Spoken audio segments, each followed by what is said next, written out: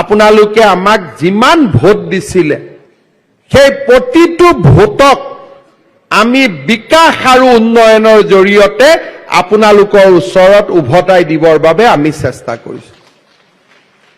আমি আপোনালোকৰ পৰা আশীৰ্বাদ বিচাৰিছিলো, আপোনালোকে আমাক আশীৰ্বাদ দিছিলে আৰু সেই আশীৰ্বাদৰ শক্তিত আমি অসমলৈ বিকাশৰ গংগা নমাই অনাৰ বাবে প্ৰচেষ্টা কৰিছো।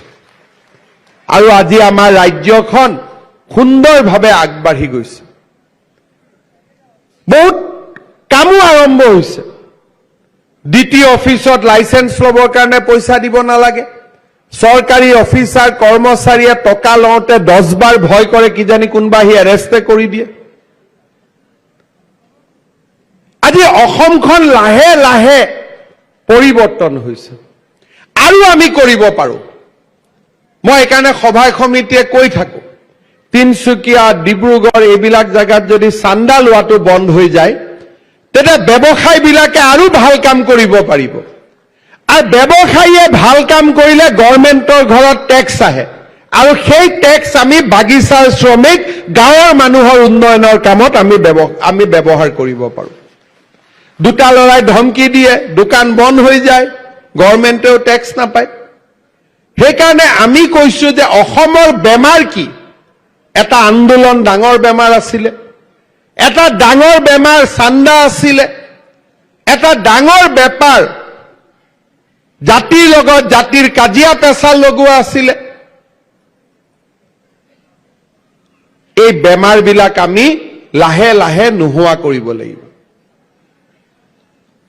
আজি মই এতিয়া গাঁৱত যাওঁ, দুই এখন মোক এপ্লিকেশ্যন আহে যে সুদখোৰৰ কাৰণে আমাৰ বহুত গাঁৱত থাকিব কষ্ট হৈছে। 100 টকা মই ধাৰ লৈছিলো, এতিয়া মাহত 10 টকা ইণ্টাৰেষ্ট দিব লাগে, 20 টকা ইণ্টাৰেষ্ট দিব লাগে। সেইকাৰণে এইবাৰ মই ঠিক কৰিছো, সুদত টকা ধাৰ লিয়া মানুহবিলাককো জেলত ভৰাই দিম। এইবিলাক মানুহেও মানুহৰ তেজ চুহি আছে। আমি অসমখনত সব বেয়া কাম বন্ধ কৰিব খুজিছো। ল'ৰা ছোৱালী স্কুলত যাওক, পঢ়ক, চাকৰি নামত পইচা ল'লেতো সবচে মোৰেই লাভ হয়, কিন্তু আমি কৈছো এইবিলাক আমাক নালাগে। এতিয়া আমি চিন্তা কৰিছো যে যিমান মানুহৰ ৰেচন কাৰ্ড আছে সকলোকে যদি আমি একোটা অৰুণোদয় দি দিব পাৰো, তেতিয়া কোনে পাইছে কোনে নাই পোৱা তাৰো হিচাপ একেদিনাই নোহোৱা হৈ যাব। এইবাৰ তাৰ কাৰণেও আমি নতুনকৈ চিন্তা চৰ্চা আৰম্ভ কৰিছো। ৰেচন কাৰ্ড আছে 52 লাখ, অৰুণোদয় আছে 27 লাখ, আৰু 20-22 লাখ যদি আমি অৰুণোদয় দি দিব পাৰো, প্ৰত্যেক ৰেচন কাৰ্ডৰ মানুহে একোটা অৰুণোদয়ও পালে, ৰেচন কাৰ্ডো পালে, তাৰ ওপৰত অৰুণোদয়ও পালে, 5 লাখ টকাৰ চিকিৎসাৰ কাৰণে প্ৰধানমন্ত্ৰী আয়ুষ্মান ভাৰত, মুখ্যমন্ত্ৰী আয়ুষ্মান অসম পালে। আৰু এইবাৰ আৰু এটা আমি নতুন চিন্তা কৰিছো যে ৰেচন কাৰ্ড থকা পৰিয়ালবিলাকক আমি বীমা আঁচনিৰ লগত জড়িত কৰি দিম, যাতে ঘৰত এক্সিডেণ্ট হলে, মৃত্যু হলে 2 লাখ টকা পৰ্যন্ত প্ৰধানমন্ত্ৰীৰ বীমা আঁচনি পাব পাৰে। আৰু ইন্সুৰেন্সৰ প্ৰিমিয়াম আপোনালোকে দিব নালাগে, প্ৰিমিয়ামটো চৰকাৰে দি দিব। প্ৰধানমন্ত্ৰী ডাঙৰীয়াৰ আঁচনি, তাক আমি ৰূপায়ণ কৰিম। আৰু মনত আৰু এটা চিন্তা কৰিছো যে প্ৰধানমন্ত্ৰী ডাঙৰীয়াই এইবাৰ বাজেটত কৈছে যে আমি ভাৰতত আৰু 3 কোটি ঘৰ বনাম।